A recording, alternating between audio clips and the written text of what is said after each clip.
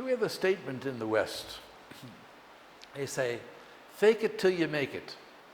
Meaning, if you want to manifest something, affirm that, say it. So if you don't realize that I'm Shiva, say it, I'm Shiva, I'm Shiva. And each time we say it, we go to a deeper level of conviction. So we can repeat Aham Brahmasmi, Shivoham, until we actually come into the direct experience of it. Then we no longer need to say it, but we may very well, because it's an expression of joy. I am that. I am Shiva. I'm of the nature of pure consciousness. I live in joy. I share joy. I'm an expression of joy. Joy above me, joy below me, joy all around. I am joy.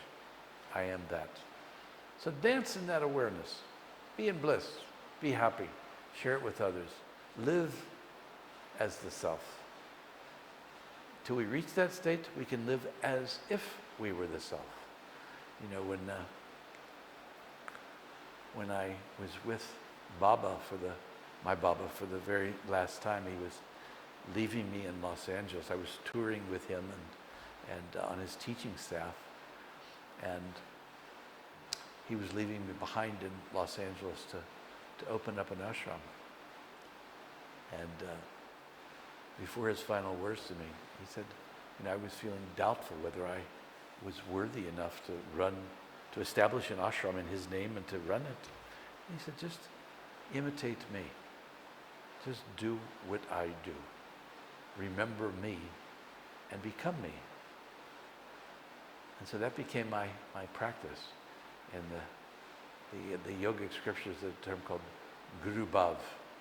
So it's a form of bhavana, a form of creative contemplation, where I would simply remember what it was like to be with my Baba.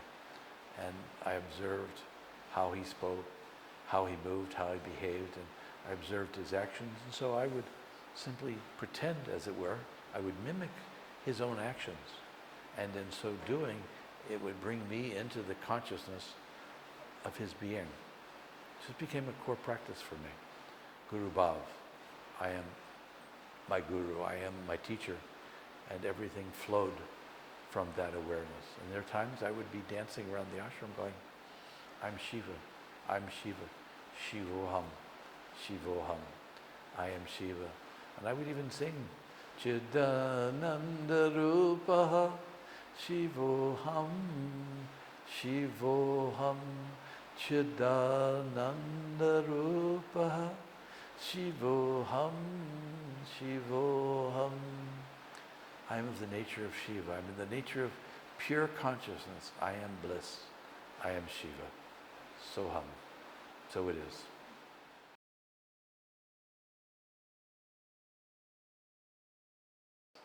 So there's sort of another way of describing sadhana, or the period of the time where we do spiritual practices.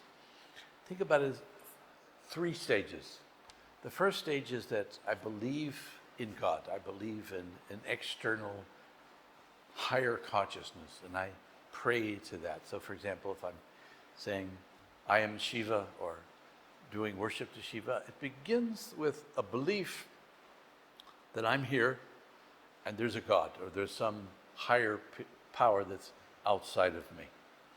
So over a period of time, we begin to hear the teachings that higher power, that higher consciousness exists within me, and I'm not separate from that.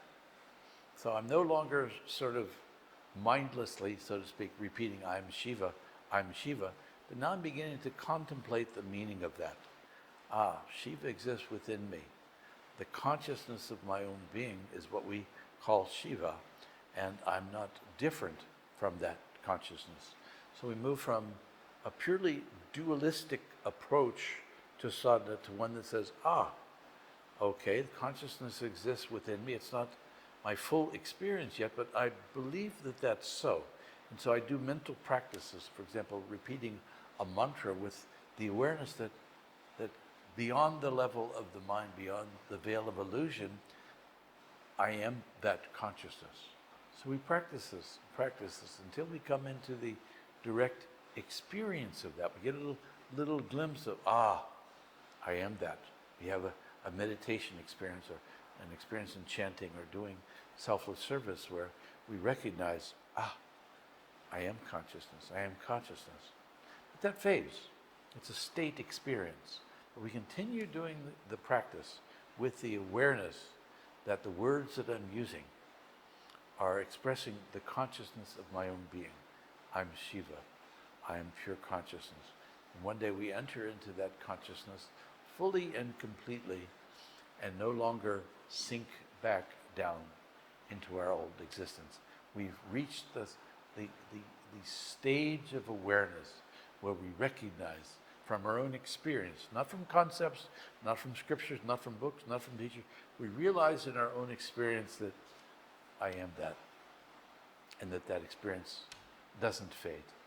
This is the self-realization, where we live in the awareness that I am consciousness, I am bliss, I am joy, I am love, I am Shiva.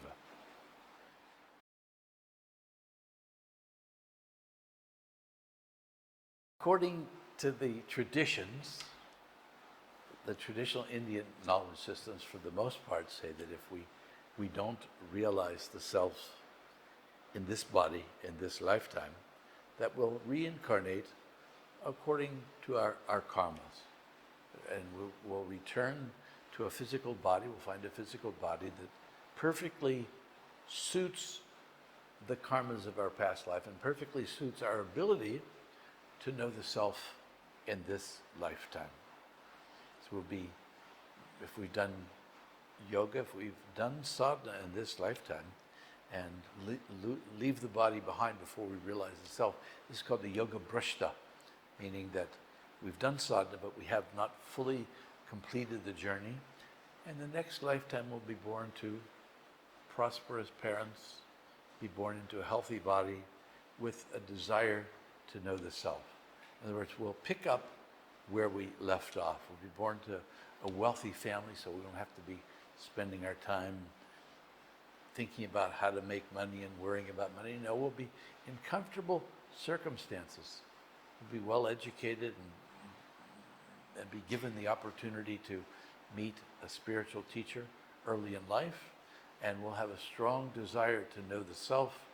So this combination will lead us to know the self in the next lifetime.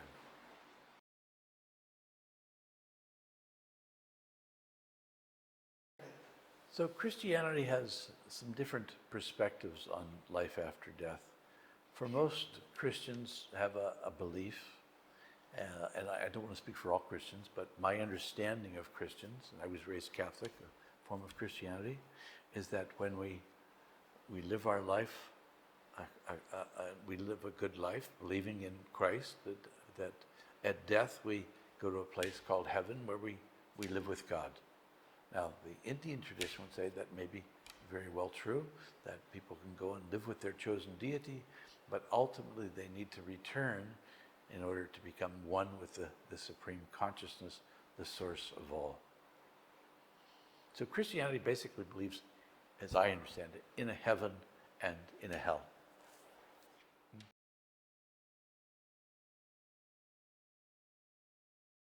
You know, my Baba, we asked him that when I took sannyas in 1982 with my guru. There were a batch of us that had done 7 days of rituals and took our bath in the river, and the final part of the ceremony was darshan with Muktananda, and it was just a small group of sannyasis sitting around, and we felt very intimate.